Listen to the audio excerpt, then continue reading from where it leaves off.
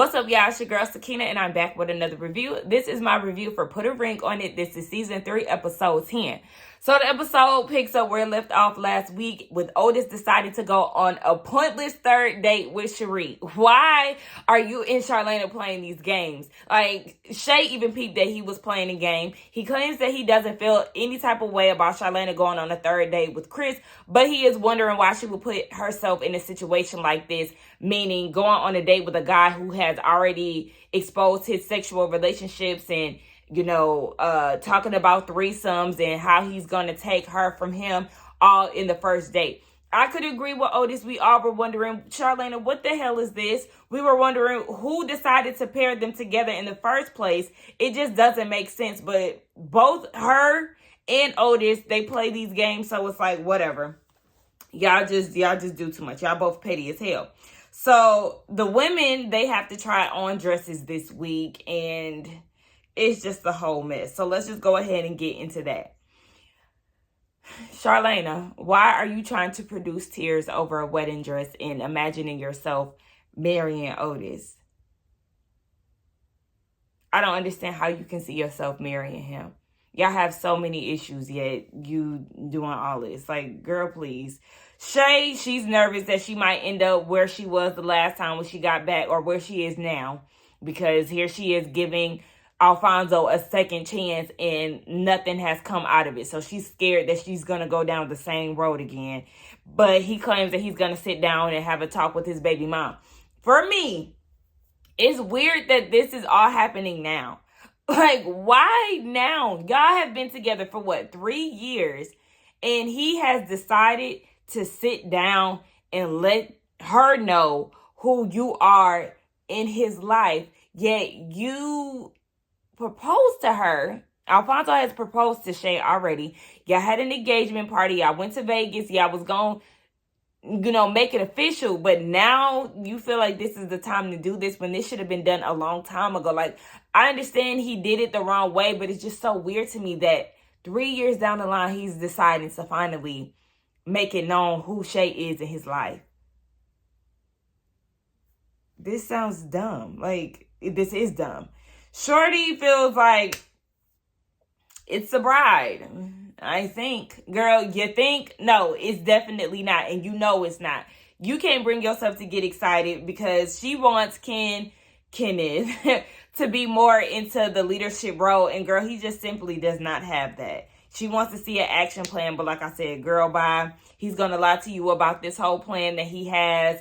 Because look at where the lie has gotten y'all thus far. He lied to you from the beginning. He's going to lie about this plan, child. She's more married to the potential that they can have.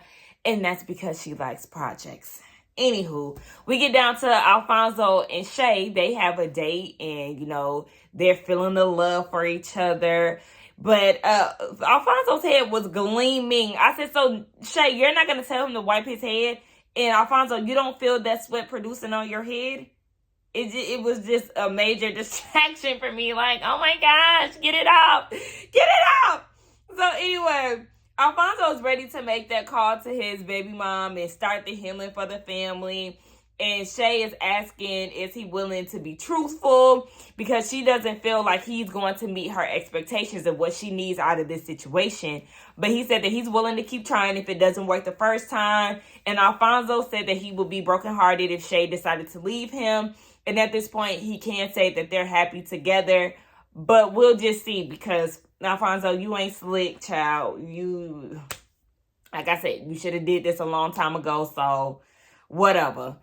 Moving on to Otis in this snooze fest of a date. Why is he playing with us like this, y'all? I just don't understand why he's using this innocent woman to play get back. Like, was it required for him to go on another date?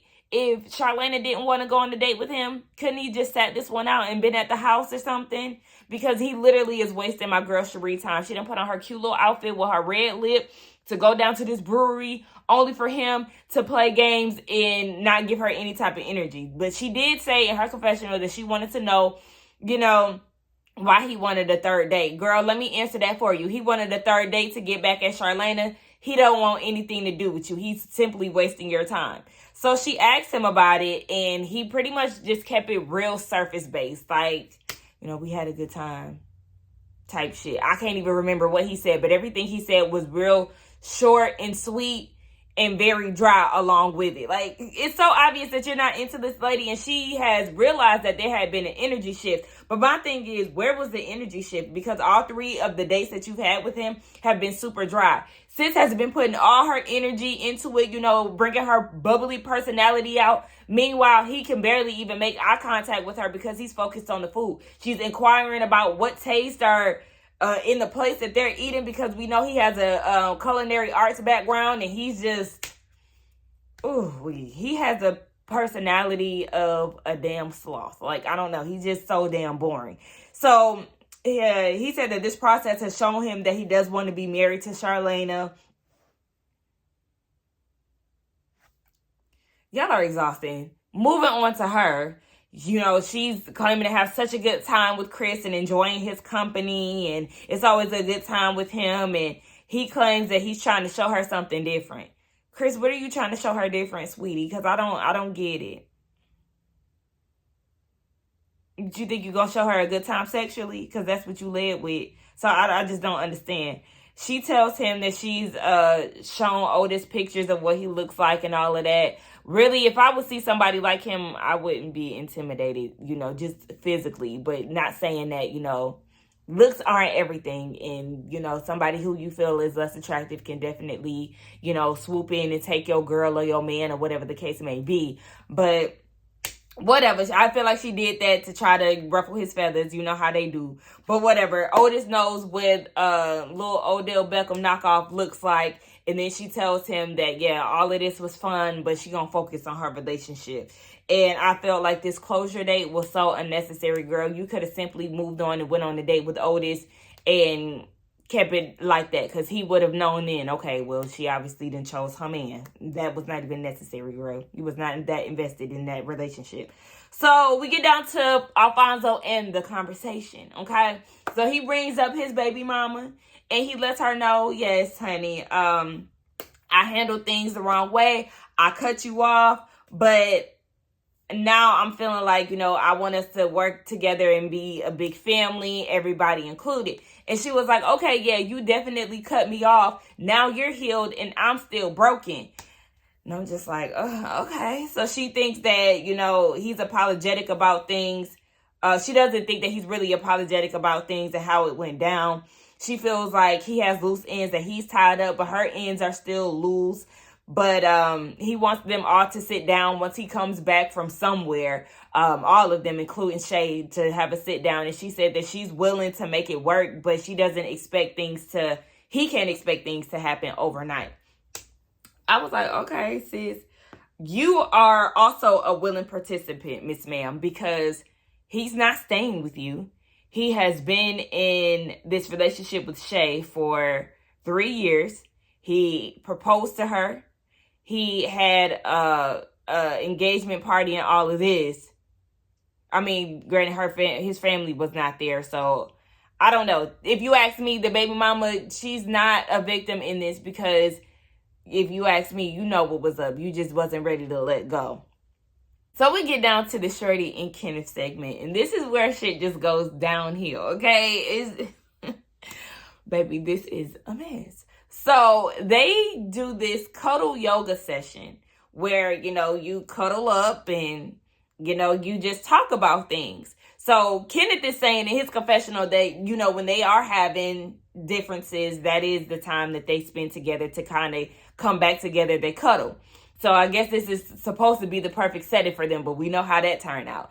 So they cuddling and whatnot, and he has his head in her lap, and she's like, okay, what's up? So Kenneth is saying that his intentions are genuine, they're good for them, and he doesn't have any ill faith. But Shorty's expressions is looking like, nigga, please, like, I've heard all of this before, like, honey, no, I need to see a plan, like, because you want me to jump into this and have faith in something that I haven't seen yet. So she's asking him, what is the plan, honey? What I need you to give me a detailed list of how you plan on, providing for us, or, just taking on this leadership role that she wants for him. that she wants to see out of him.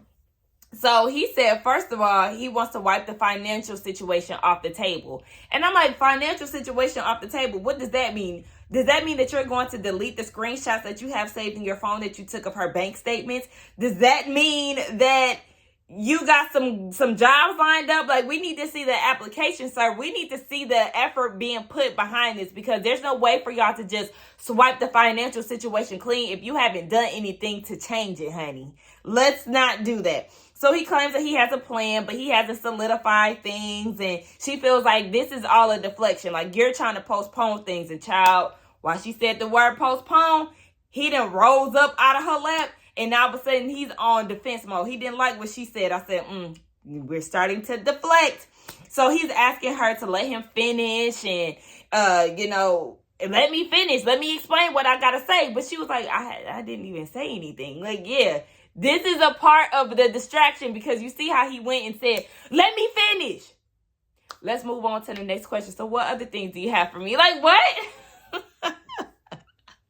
Honey, he is trying to get out of this plan because there is not a plan set. And he even admitted that in his confessional. Like, you're doing all of this to try to get away from really letting her know that you have not made any type of plans to improve your monthly income or just, your contributions to the household. And I was like, he keeps blaming it on this process being sped up and this was a fast situation and all of that. No, it wasn't. This is the 10th episode, so I don't know how long the process has been necessarily, but I don't know. I feel like he's using that as an excuse, like I said. But he goes into this whole monologue of how he feels.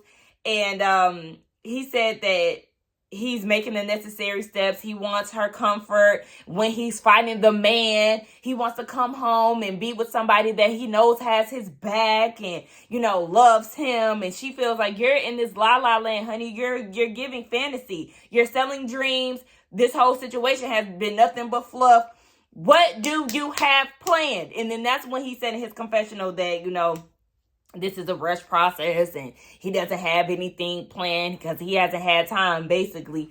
But really, this whole little scene, Shorty's lips was crusty. And I was like, girl, just peel the crust off your lips. This is distracting me. But at this point, Shorty is feeling like this whole situation is forced. And she's realizing that they may not be meant to be. And I'm like, what do you mean may not? Y'all are not meant to be. It's clear as day. Like, y'all need to move on from each other. But y'all, in his confessional, he was like, she hasn't rattled me not once throughout this process, so why should I allow her to do it now? And then he lets out this evil ass laugh, and I was scared. And I said, okay, it's giving, he gonna try to take you out, sis. And I don't like that. That was very alarming to me. So this, I don't know if it's the next day or what, but honey, they're at home and he is trying to convince her to eat these wings. He's chugging down liquor. And at this point, shit just goes left, because the night before they had a conversation about engagement and how Shorty just simply is not there. And she said when she was telling him about it, his energy shifted, and that lingered from last night on to the next day, which is why he's, chugging this beer and all of this. He prepping himself up to say what he got to say and get things off of his chest. So he said that he feels rejuvenated and he's ready to talk to Shorty. And he says that marriage is the last thing that he needs, especially with someone like her. I said, that liquid courage has hit and baby is ready to go. So he said that he's been lying to himself this whole time because Shorty doesn't love him. He calls her ungrateful. And I'm like, how is she ungrateful when she's the one that's putting in all the legwork? She is providing for the household, honey. She's keeping y'all afloat. So keep it real light and cute with that ungratefulness, honey, because we know how this shit turns out for you. So then he really started feeling himself, and he's saying that she's not even his type. And she was like, okay, well, if that's the case, like, let's go ahead and start packing up your things since you're feeling this way. And we're finally on the same page that this situation is not working. So she's trying to confirm to him, like, are we on this? So we're finally on the same page, right? We don't need to be in a relationship, right? And here he go. He said, I said I don't want to get married. I said, yeah, he had to come to his senses real quick. Like, hold on, wait. I didn't say I wanted to break up with you. I just said that we wasn't ready to get married. Yeah, that's because you realized that she getting ready to kick your ass out. And you really about to be out here on the streets because that money ain't coming in as much as you like to make us think, sir. And he had to come to his senses. So she's like, baby, I don't want to waste any more time because yesterday you was ready to get engaged and today I'm not your flavor. Like, make up your mind, but I'm going to make it up for you, baby. Let's get to packing these bags and let's get the fuck out of here. So at this point, he's getting real ignorant, y'all. He's flopping all around the couch and, doing all of this stuff in her face. And she was like, get your feet off of my couch that I paid for. Did y'all see how quick he took them down? She was off that couch. I said, yeah, because like she said, she paid for it. But he is doing the fucking most, doing all this laughing, doing all this flipping around, like literally acting like a child. And I'm like, I can tell this is how he behaves. This is not the first time that he's reacted this way. Now, Shorty said that this is new to her as far as him being disrespectful to her. But I feel like these antics aren't anything new. And it was a major turnoff. I feel like when we get down to the reunion, Kenneth might not show. And when they do show this clip, he's going to suffer from secondhand embarrassment as he should. Because the way that he handled himself in this situation is not attractive. And any woman that is involved with him, I need them to watch this specific scene because this right here was a shit show and some damn foolery. So anyway, he's saying that he had a epiphany moment and he wants to represent the men who feel unappreciated in America. And I'm like, what are you even talking about? So she asked him if he was gonna come back begging like he usually does, and he lets out this big ass laugh, and that's when he's falling all over the couch and like begging. Me begging? Yeah, you begging, brokey, because you know damn well that's what you gonna do. So don't try to put on for the cameras.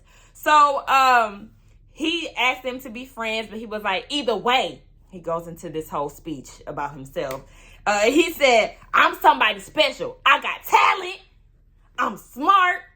I'm all of this. I'm kind. I'm important. Child, the whole help speech. He said he a strong black man. I said, baby, you are embarrassing yourself. So then he goes outside to the patio. He comes back in and he's claiming to be all free. He hit 2 cartwheels. Cartwheel your ass up out of here. And at this point, Shorty is over with it. She's like, you know what? Let's get it going, because he started getting real disrespectful. I think he called her a fake bitch or a fake motherfucker, something like that. And production was like, Kenneth, like, come on, bro. Like, he was doing too much. So at this point, yeah, he said in his confessional that his Gemini personality is starting to come out and all this other shit. So yeah, he's calling her fake and he started packing his bags. And Shorty was like, you know what, let's go ahead. Let me go ahead and fasten up this situation. Let's get all of your shit. She started putting it in trash bags and she kicked him out, and she was like, you know what, all the things that he owes me, the money and all of that, the bills that he has that he needs to pay, baby, you don't have to do none of that. Just go ahead and get the hell out of my house. Exactly. Move right out of my life, in the great words of the girls of Dream Girls. It was just too much. He said that he typically would beg.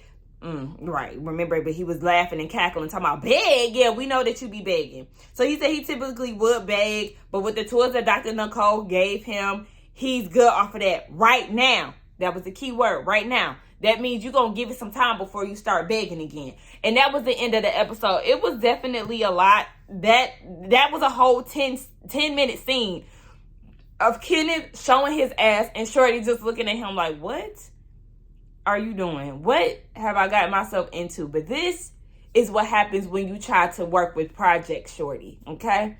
So let this be your lesson. And it's sad to say, they ain't done.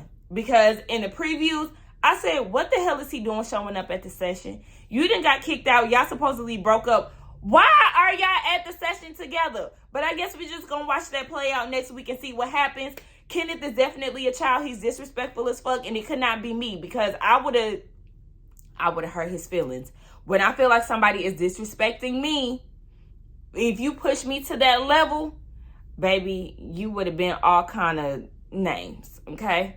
And I would have showed you. You would have got embarrassed down on TV with shit. Shorty to embarrass him a few times. But whatever. Like I said, we'll see what happens next week. Y'all let me know what y'all thought about this review along with the episode. Let's get down in the comments and talk. Do not forget to like, comment, and subscribe to my channel. And I will see y'all in the next one. Bye.